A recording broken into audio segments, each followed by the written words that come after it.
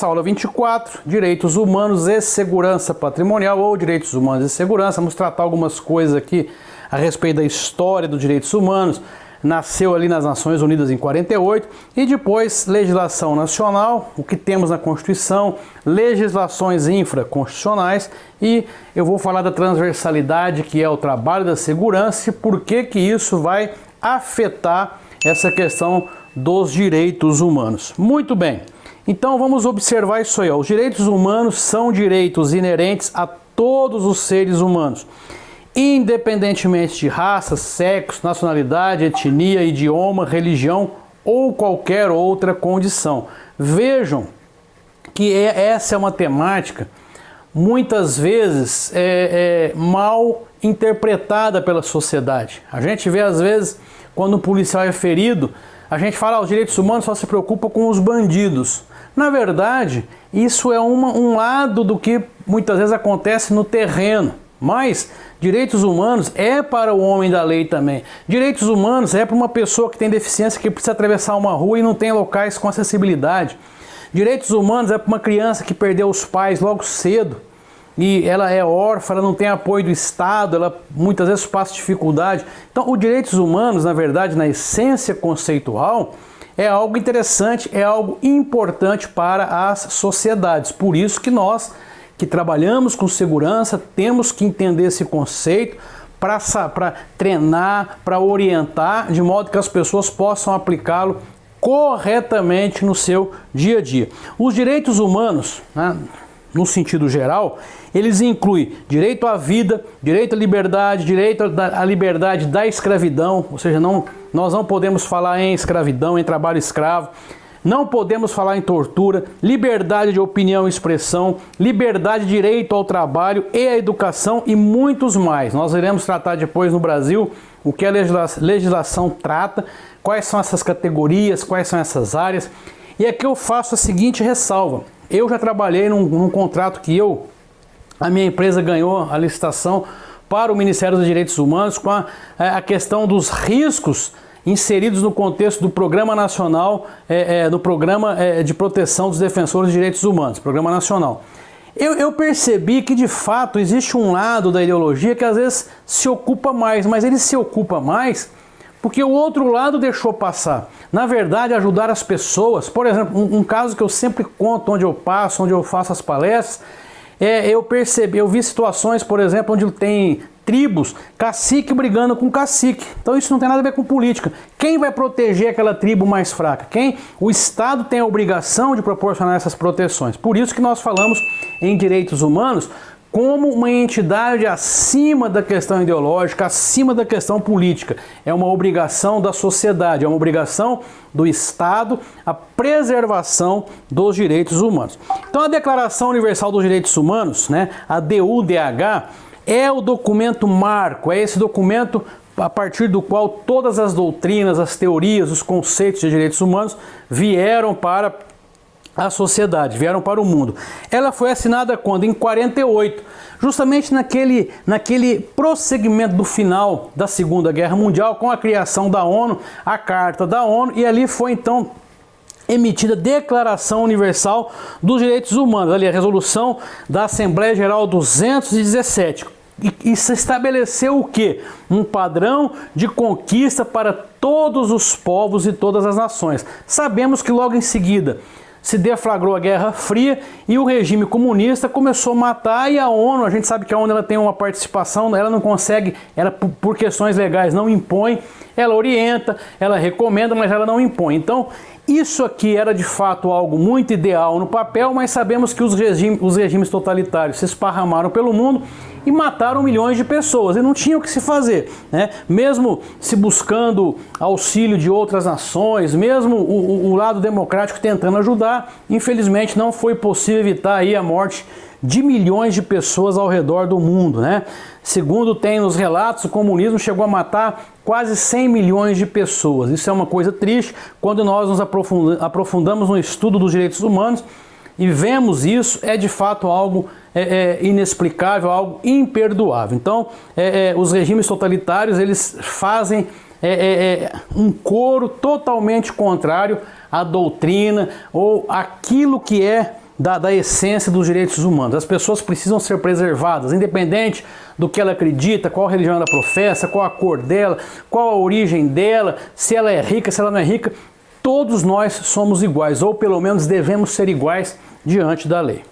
Muito bem, foi a Declaração Universal dos Direitos Humanos que pela primeira vez estabeleceu direitos humanos deveriam ser protegidos universalmente. Então isso aí é importante porque nós tivemos um marco legal. Os países passaram a seguir isso aí como regra. Muito bem, desde a adoção então da declaração, ela foi traduzida em mais de 500 idiomas. Olha que interessante, um documento que nem todos os países ainda eram signatários da ONU, mas entre línguas e dialetos foi traduzida para 500 idiomas, mais de 500 idiomas. Então a Declaração Universal dos Direitos Humanos, juntamente com o Pacto Internacional sobre Direitos Civis e Políticos e os seus 2 protocolos facultativos sobre o procedimento de denúncia e sobre a questão da pena de morte, e mais o Pacto Internacional sobre Direitos Econômicos, Sociais, Culturais e o seu protocolo facultativo, todo esse conjunto de documentos normativos legais compuseram a chamada Carta Internacional dos Direitos Humanos. Vejam que há uma fundamentação legal, há um caminho jurídico que foi sendo percorrido para que nós chegássemos depois na legislação brasileira, com a Constituição, tratando dessa temática dos direitos humanos.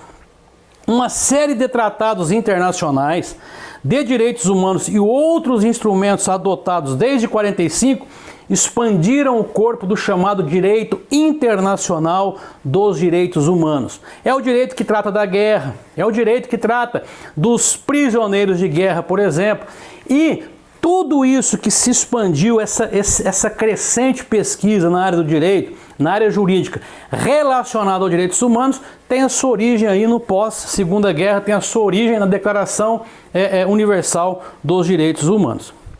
Então, esses instrumentos adotados, né, esse conjunto, esse bojo de normativas que compuseram, né, o direito internacional dos direitos humanos, eles incluem o seguinte. Vamos ver quais são os documentos que compõem esse cabedal de normas jurídicas, de legislações para tratar do direito internacional dos direitos humanos. Convenção sobre a Prevenção e Punição do Crime do Genocídio, 1948. Depois, a Convenção Internacional sobre a Eliminação de Todas as Formas de Discriminação Racial, 1965. Veja que é mais recente, foram quase 20 anos para sair o segundo documento.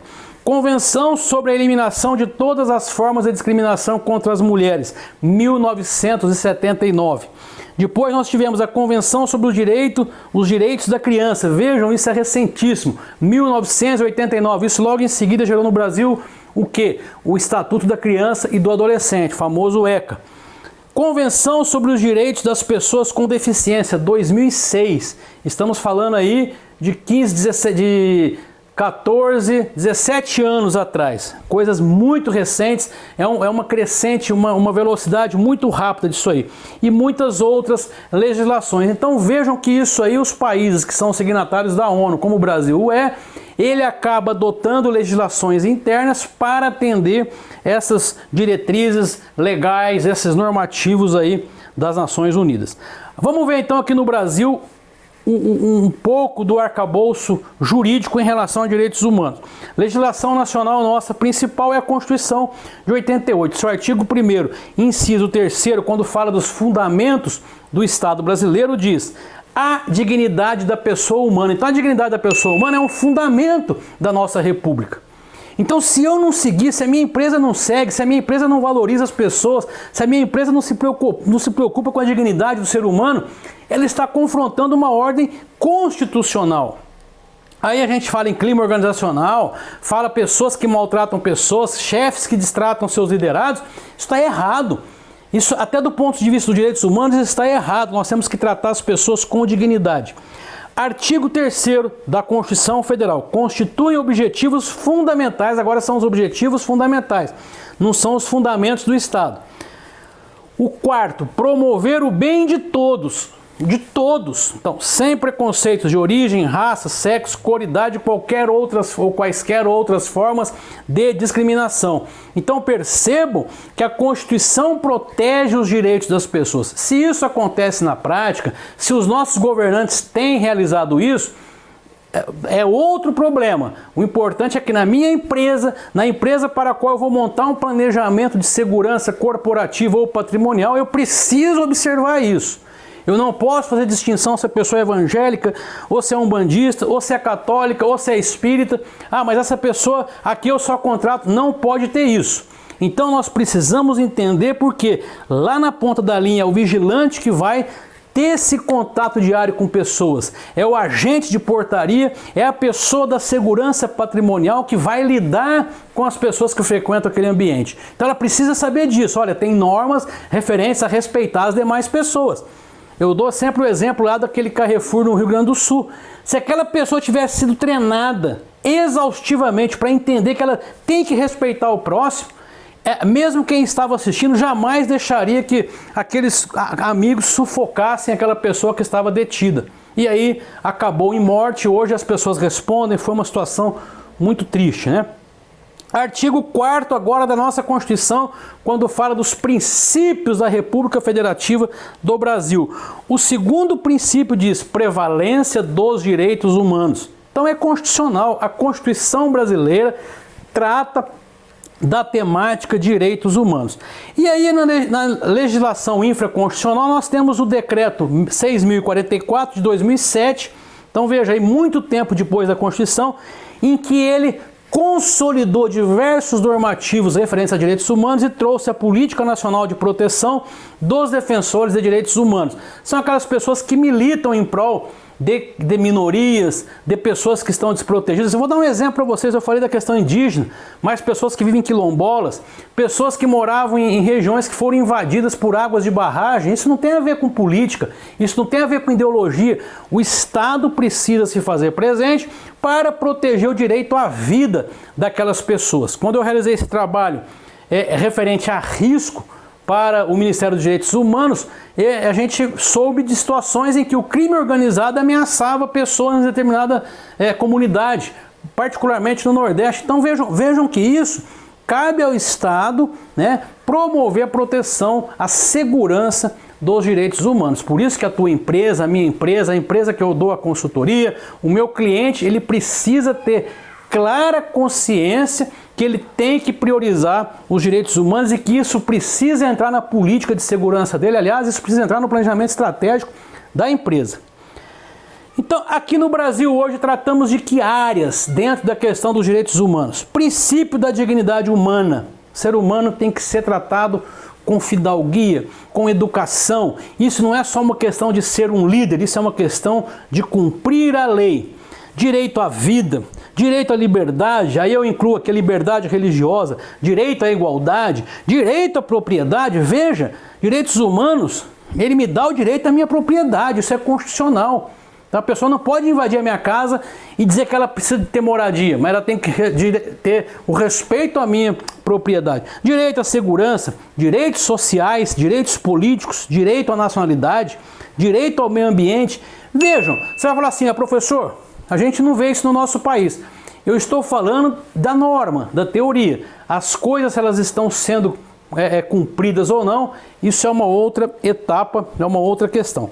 Direito dos povos indígenas, quilombolas e outros povos, minorias.